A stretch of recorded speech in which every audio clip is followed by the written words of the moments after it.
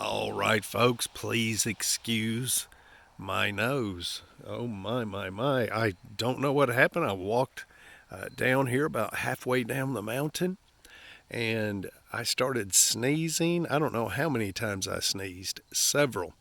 But then now it's got my nose stopped up, so whatever. Anyway, folks, bear with me. Uh, Out of breath, been sneezing, nose is getting stopped up, so I'm trying to talk out of that thing I'm breathing out of, which is the pie hole, the mouth. And anyway, folks, hope you're doing good out there. Thankful to be alive, thankful to be breathing the Creator's air. It's not my air. I didn't make it. You didn't make it. We don't know how to make it, huh? And hang on, folks. A bug flew onto my camera. Anyway, folks, so yeah, we should all be thankful, folks. If you're breathing air today, you should be thankful. It's not yours, you're just using it. Anyway, folks, yeah, hope you're doing good. Hope you're living somewhere that you absolutely love. And that's where we are at today. We are living somewhere that we absolutely love. Not everybody can say that. Folks, if it's Portland, Oregon, if it's New York City, if it's Lander, Wyoming, if it's somewhere, a small town in Idaho, huh? I hope you're living there if that's where you want to live. Maybe it's down in deep South Georgia, huh? Where you have that rich soil for growing food. Maybe it's Florida. Maybe it's right there on the ocean. You ever been to Steinhatchee? Oh my, folks, maybe it's there down in Florida. That is on the side over there towards Alabama, and it is, yeah, it is. It is nice, folks. It's a fisherman's paradise. Anyway, folks, hope you're living somewhere that you absolutely love. Like I said, that's where we are, folks.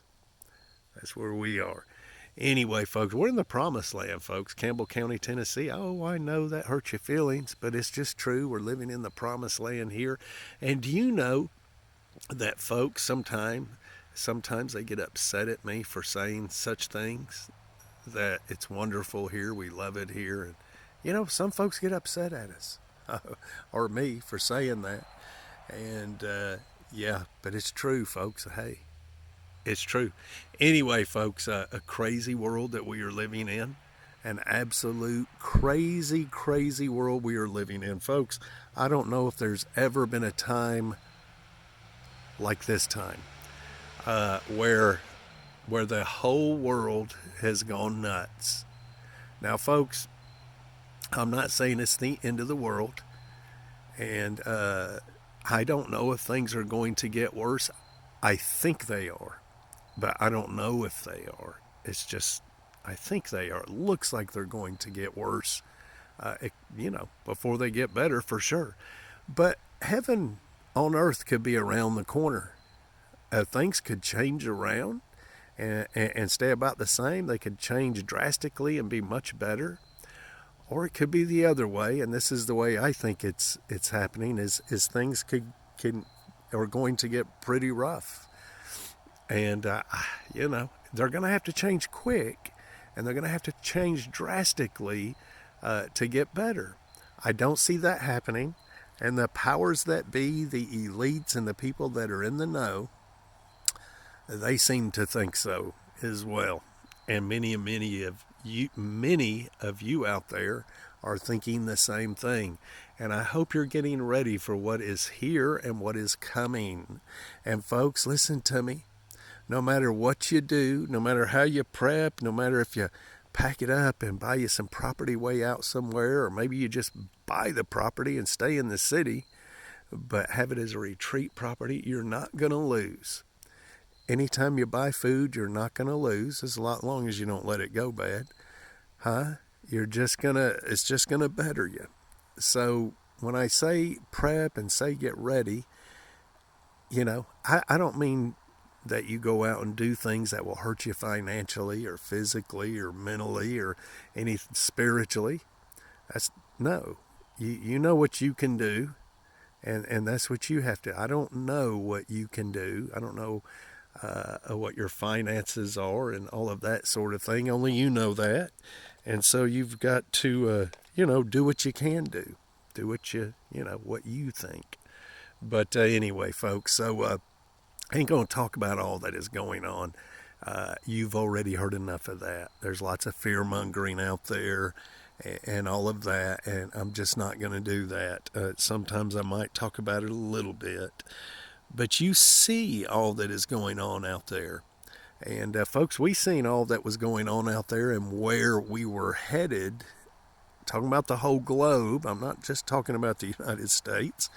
Talking about the whole world. Seeing where we were headed a long time ago. And so we started prepping a long time ago. And prepping just isn't, rice and beans. Folks, prepping is buying property and getting ready and getting set up and getting far way out from the major cities and actually moving.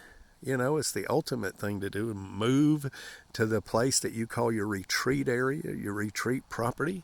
And that's what we did, folks. We bought all this and did all that we did for a number of things, but one being a retreat area so we could flee Atlanta, and another being it was just a vacation spot, but knowing that one day we would probably live here.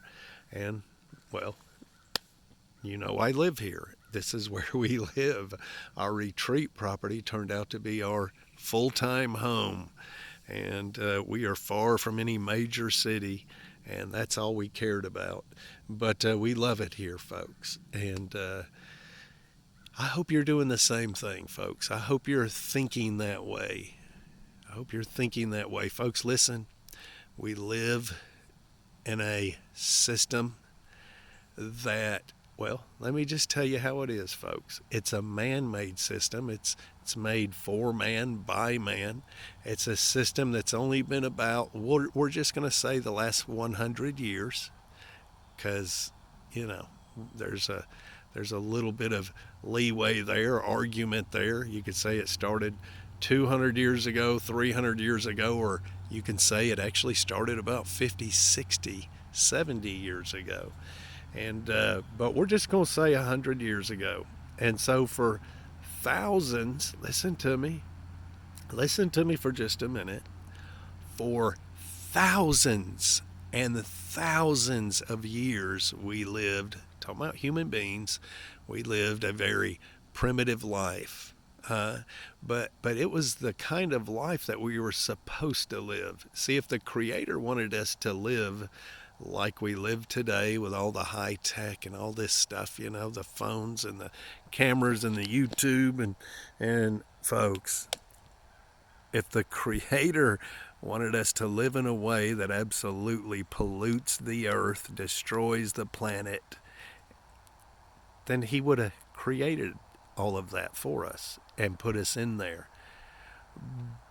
What He did, folks, is the Creator created all of what you see here and put us in it to take care of it.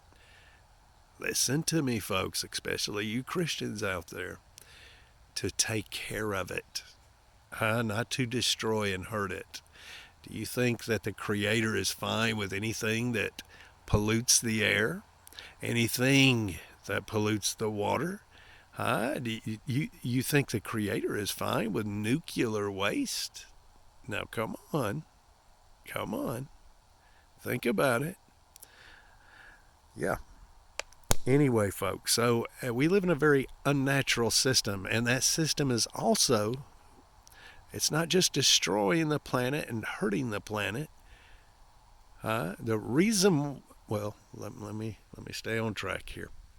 It's not only destroying the planet, polluting the planet, folks, it's a very unjust and unfair system. It is. It's very unjust and unfair.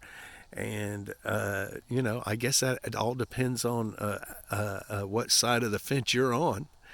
Sometimes it's unfair towards these, and sometimes it's unfair towards these. But in general, it is unfair to nature and humans. I mean, it just is.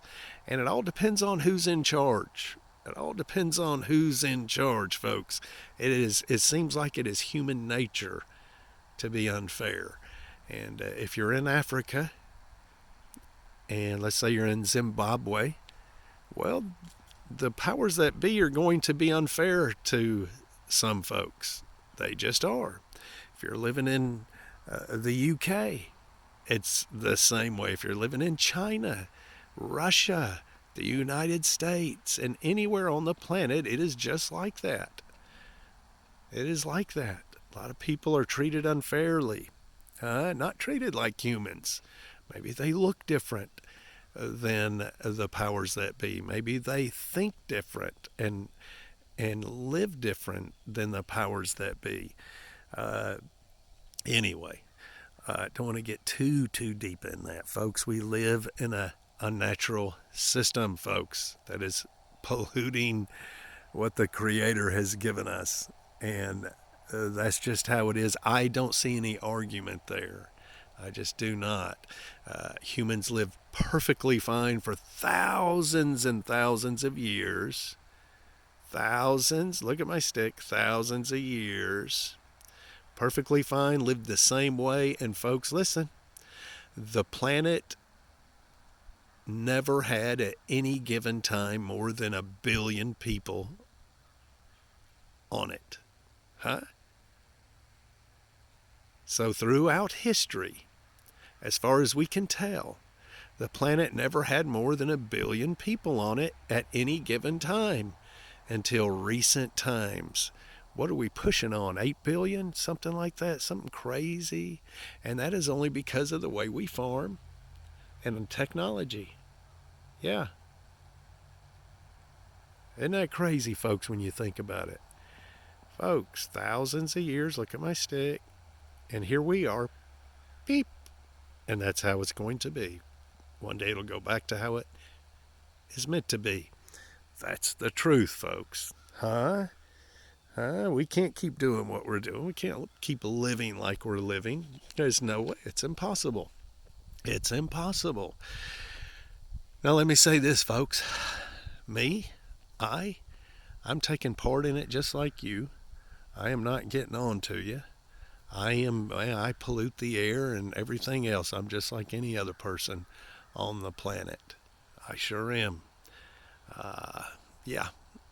But as time goes on, I'm trying to do less and less damage and that sort of thing, trying to live sustainable and independent and self-reliant. It's a slow thing. Anyway, folks, so prep, and then prep some more. Walk and work towards sustainability, independence, self-reliance. Folks, listen to me. The world is getting worse. Things are getting worse, and I don't want to get into it too much, but look at China, look at Russia, look at all that is going on with several countries, and look at the alliances that are forming, and look how power is shifting from the west to the east. These things are happening. And I know right now that the dollar is pretty strong, but that is because it's a safe haven and always has been, or at least has been for decades upon decades, a safe haven. And any time that there is any trouble in the world, folks flee to the dollar, invest in the dollar. And that is not going to be like, it's not going to be like that forever, folks. It is not. And the dollar is slowly losing value and slowly losing power, and it's slowly, folks, China, Russia, North Korea, Iran, a lot of the Middle East countries, Saudi Arabia, Brazil, and just all over the globe, folks want the dollar toppled. They no longer want it to be the world reserve currency. They no longer want to have to buy the US dollar to buy oil, the petrodollar. And they want to get rid of all that, folks. And these countries are working hard to do this. And so one day it will lose its purchasing power. and you'll be like every other person around the globe. Why do you think that you can go to Walmart and buy a cart full of toys for your child? How do you think that is possible? How do you think it's possible for everybody to have a new car or a nice car or a car, period? How do you think it's possible? That's because of the purchasing power of our dollar. That will go away. One day we'll be like Brazil. One day we'll be like maybe Russia or maybe even Mexico. Folks, that's coming, and you should prepare for that. But think about the wars and the thought or the talk of war right now. That's scary. I don't know if there's ever been a time like this time, folks, where there is chaos around the globe. Now, I know when that guy with that little bitty mustache over there in Germany, when he was doing his thing, yeah, I know at that time back there in the 40s that things were scary and folks probably thought it was the end of the world. But it's a little different now, folks, with the weapons that we have today. A little different. Things are scary, folks. Things are scary. Lots of craziness going on. And us here in the United States, it just amazes me how we talk, and the big concerns of the day are, what somebody like LeBron James says, or just silly things that really don't matter all that much. Not when the world is about to be on fire, folks. There are fires here and there all over the globe, but they're about to join up, touch each other, combine, and that means that the whole world is going to be on fire eventually if things keep going like they're going. Heaven on earth could be around the corner, folks. It could be. That's a possibility. More of a possibility that hell on earth is around the corner. And are you prepped? Are you ready? Folks, if you're living in the big cities, I want to encourage you, at the very least, buy you some retreat property. Folks, if you can't afford much property, buy mountain land. Buy mountain land. You can always clear the side of it and plant your garden, have your animals, and get sun in there on it. And then you can take all that wood and build with it. Use it for firewood, heat your home with it. Make sure your land has resources. Make sure it has some water. Now, I was thinking the other day, folks, that us here in the kind of the eastern part of the United States, water is not a concern for us. I know what it is for a lot of folks out west and a lot of folks in other countries. But it's not that big of a concern for us here. Now, we've got a creek. I've got hundreds and hundreds of feet of creek frontage. We live right next to a 850-mile shoreline lake, TVA land between us and it. There's a spring right down the road there in between these two mountains, right down the road. It's walking distance. Know the guy where the spring comes up out on his land. I know that fella. And there's other springs around here as well that are just, flowing fine. And we have shelter, folks. Your main things are water, shelter, and food. We got those covered. That's not really an issue with us and most folks in the East. Let me tell you what we've got heat. You can look around, see all the wood we've got. Look, let me tell you what is a concern for everybody, and it's going to be worse in 2023, and that is food. That is food. Folks, listen to me. If you're living in an apartment in the city, plant what you can. You should be growing food everywhere you can. That burnt down house that is 2 doors down from your apartment complex, grow you a survival garden out there next to that house. Folks, if you live in an apartment complex in the city or the suburbs, find you a spot there on that on that property, that complex, and grow you a survival garden. Plant your food. We should all be continuously, constantly planting food all of the time. Now, listen, you need your regular veggies, sweet potatoes and tomatoes and all that good stuff. But when I say survival garden, folks, I'm talking about things that don't need any maintenance, that they grow kind of naturally in the area, or at least in the United States, North America. Things that folks don't notice. That's a survival garden. And that's not being stingy. There's no way you can grow enough food for everybody, and not everybody plants. You got to think about you and yours first. You got to keep alive. And so in a tough situation, having survival gardens all throughout your area is a smart thing. And these are things that actually don't need any maintenance. And they kind of take over an area. And you can look it up, survival gardens, and they can tell you what to grow. But I like things like Jerusalem artichokes, autumn olives, what else? Hostas, silver dollar plant. These things grow naturally, kind of considered wild edibles. But you can plant these things all over the place, and folks don't know what they are. They walk right past them. They think they're a weed, but they're food. They're food, and that's super important in this day and age, folks. If you live in the city, to have yourself a survival garden, so important.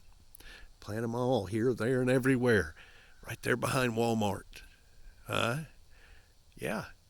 Maybe in between your neighbor's house and the woods, or even along the side of a road that's not too busy. You don't want too much pollution. That's an easement. That's your land. Folks, we'll see you.